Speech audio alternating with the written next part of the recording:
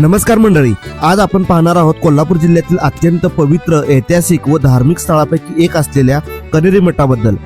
निसर्ग सानिध्यात वसलेल्या भारतीय संस्कृती, परंपरा, वैदिक ज्ञानाचे जिवंत केंद्र असलेले हे स्थान प्रत्येक भाविकाने आणि पर्यटकाने एकदा तरी अवश्य भेट द्यावे असे आहे। हा कण्हेरी मठ कोल्हापूर पासून सुमारे 20 किलोमीटर अंतरावर कण्हेरी गावात वसलेला आहे। सकाळी 9 वाजता हा कण्हेरी मठातील इकडे प्रवेश चालू होतो। येथे असलेल्या मठातील म्युझियम, गार्डन, त्याचबरोबर इकडे असलेल्या शिव मंदिर या सर्वांना भेट देण्यासाठी मोठ्यांसाठी 200 रुपये तर लहान मुलांसाठी 100 रुपये असा तिकीट चार्जेस आकारला जातो।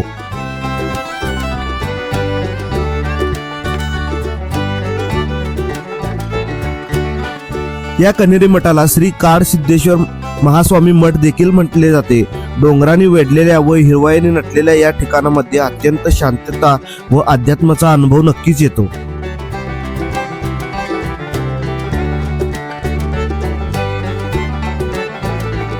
या कण्हेरी मठाची स्थापना श्री काडसिद्धेश्वर महास्वामींनी केलेली आहे। हा मठ केवळ पूजास्थान नसून तो संस्कृती, त्याचबरोबर सामाजिक प्रबोधन आणि अध्यात्म यांचा एक युनिक संगम आहे। तसेच या मठामध्ये काडसिद्धेश्वर महास्वामींची समाधी पण आहे। तसेच इकडे वैदिक एक ग्रंथ संग्रहालय देखील असून यामध्ये वेद, पुराणे, शिलालेख, हस्तलिखिते हे जतन करून ठेवलेले आहेत। तसेच या म्युझियमच्या सुरुवातीला एक भली मोठी कमान आहे। या कमानीच्या आतमध्ये प्रवेश केल्यावर तुम्हाला अशी गुहा लागते। या गुहेमध्ये अनेक ऋषीमुनींचे पुतळे आहेत। त्यांनी केलेले कार्य इथे हुबेहूब दाखवलेले आहे।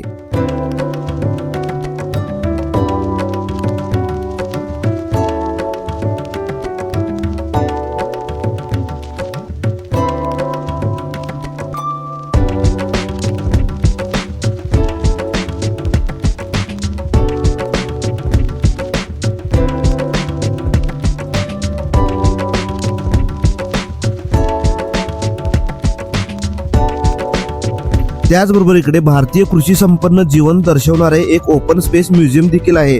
त्यामध्ये भारतीय शेतकऱ्यांची शेतीची मशागतीची कामे हुबेहूब दाखवली आहेत।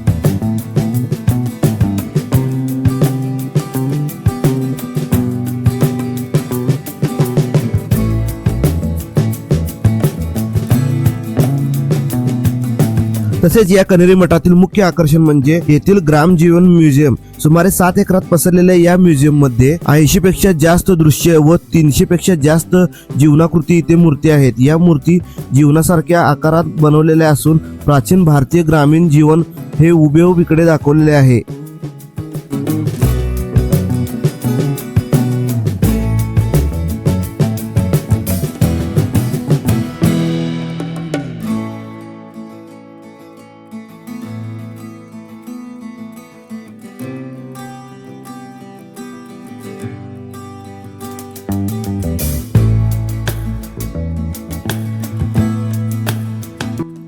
या ग्रामीण जीवनाचे या म्युझियम मधील कलाकृती पाहून त्या गावातील ग्रामीण भागातील लोक कसे जीवन जगत होते, त्या कोणत्या प्रकारचे कामकाज होते, ग्रामीण भागातील समाजाची कशी बांधणी होती, त्याचबरोबर समाजातील लोक कसे एकमेकांबरोबर कनेक्ट होते, तेथील जीवनशैली या सर्वांची बारकाईने इकडे आपल्याला वर्णन त्याने मूर्तीच्या स्वरूपात दाखवलेले आहे।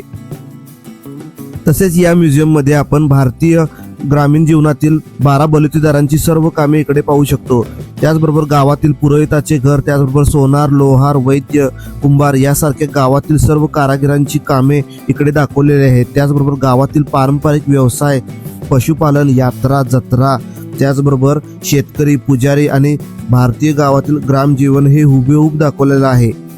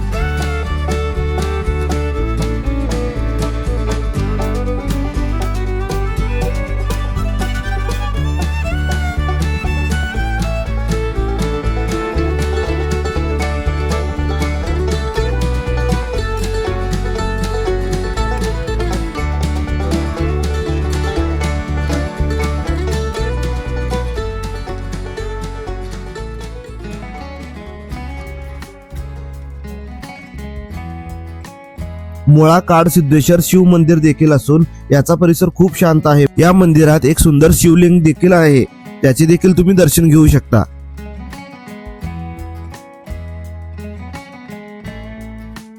सुमारे 7 एकरात पसरलेल्या या म्युझियमचा संपूर्ण एरिया पाहण्यासाठी तुम्हाला 2 ते 2.5 तासाचा टाइम लागतो. या म्युझियमच्या प्रवेशासाठी सकाळी 9 ते सायंकाळी 6 हा टाइम ठेवलेला आहे. मोठ्यांसाठी 200 रुपये तर लहानांसाठी 100 रुपये असा तिकीट चार्ज आहे. कनेरी मठातील या म्युझियम बरोबर या कनेरी मठामध्ये एक सुंदर गार्डन देखील आहे. या गार्डन मध्ये झाडांच्या आणि फुलांचा वापर करून विविध प्रकारच्या आकृती इकडे तयार केलेल्या आहेत, ते पण तुम्ही पाहू शकता. या गार्डन मध्ये एंट्रीसाठी कोणतेही तिकीट चार्जेस नाही, परंतु तुम्हाला म्युझियमचे तिकीट हे दाखवले तर तुम्हाला तरच प्रवेश इकडे भेटतो. या कनेरी मठाच्या परिसरामध्ये चहा, नाश्ता व जेवणासाठी कॅन्टीन फॅसिलिटी देखील आहे. तसेच महिलांसाठी आणि पुरुषांसाठी वेगवेगळे स्वच्छतागृहे देखील बांधण्यात आलेले आहेत. त्यामुळे अशा धार्मिक, शैक्षणिक व सामाजिक जीवनाची आठवण करून देणाऱ्या या कनेरी मठाला तुम्ही तुमच्या कोल्हापूर भेटी दरम्यान नक्की भेट देऊ शकता. तर हा व्हिडिओ कसा वाटला लाईक करा, कमेंट करा आणि अशाच नवनवीन गोष्टीबद्दल जाणून घेण्यासाठी माझ्या या यूट्यूब चॅनलला सबस्क्राईब करा. आणि हा व्हिडिओ कुठेही हरवू नये म्हणून तुमच्या मित्रांमध्ये आणि फॅमिली मेंबरमध्ये हा व्हिडिओ आजच शेअर करा. धन्यवाद.